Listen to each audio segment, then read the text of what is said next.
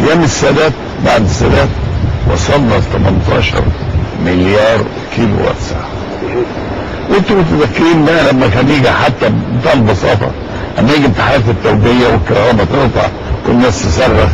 انا كنت ساعات امر على بعض المصانع، انا هم اللي قاعدين بره مصنع ايدل اللي كان في المنظر ده. انا نزلت كده في بس ازور مصنع كده من الناس لقيت العمال قاعده بره. مش ليه؟ مفيش كهرباء.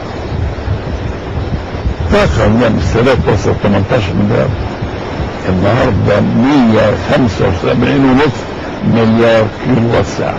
لولا هذا ما نشأت المدن الجديده مصانعها، لا مدينه السادات ولا مدينه 10 رمضان ولا برج العرب ولا العمريه ولا الصالحيه ولا المدن الجديده لشرق بني سويف وشرق المنيا والصناعات اللي نشأت عاوزه طاقه كامله.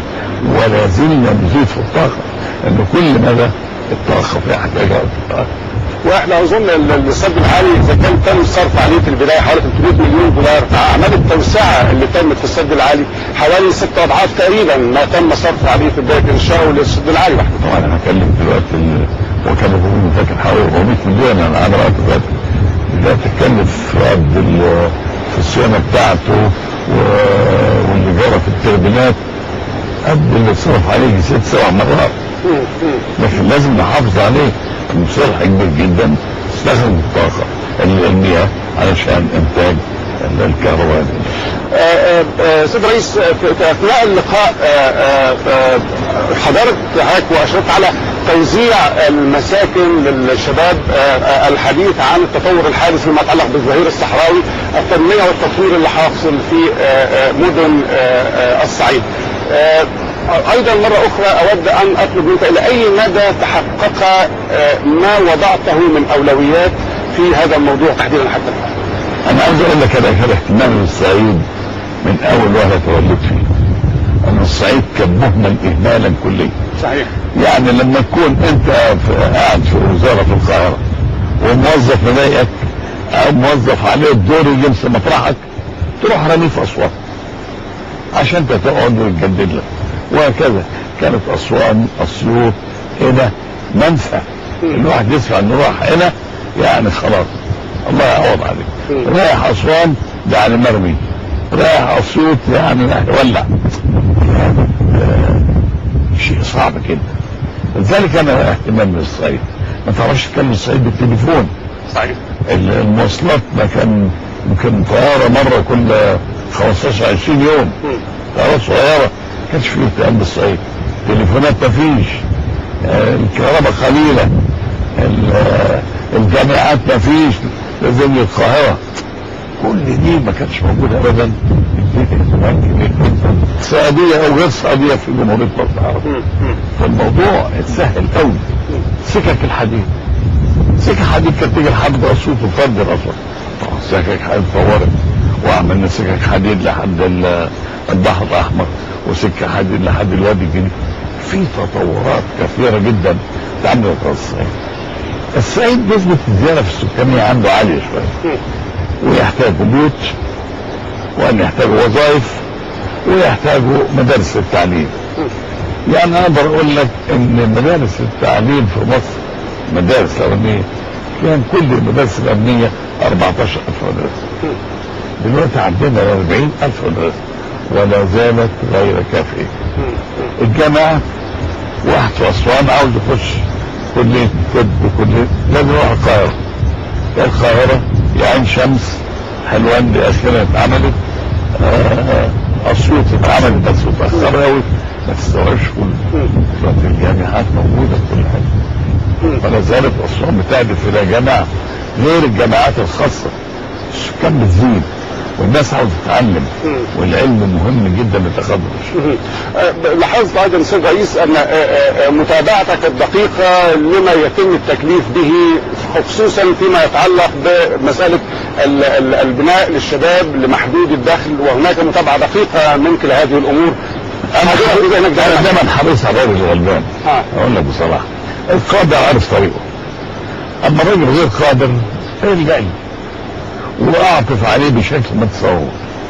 يعني اما الاقي واحد عيان، انا مره كنت في اسكندريه وراجع بالعربيه المغرب كده، لقيت راجل جنب سور مستشفى المواساة قاعد وابنه زي ما يكون بيبكي.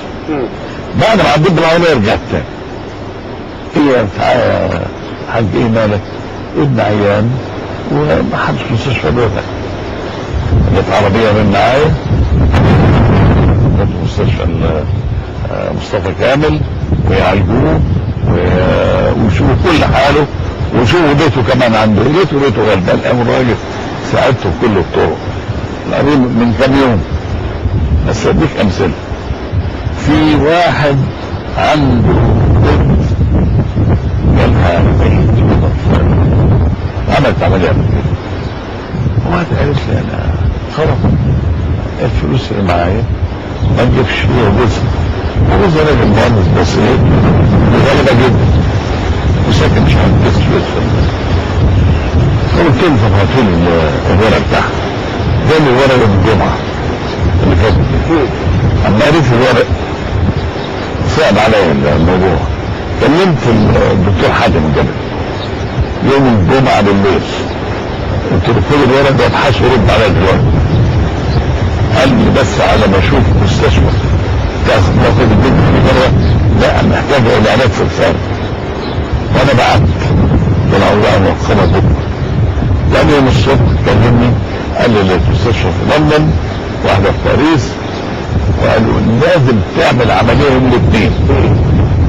قال لي هيبقى الوقت الضغط ودلوقتي السفارات قافله.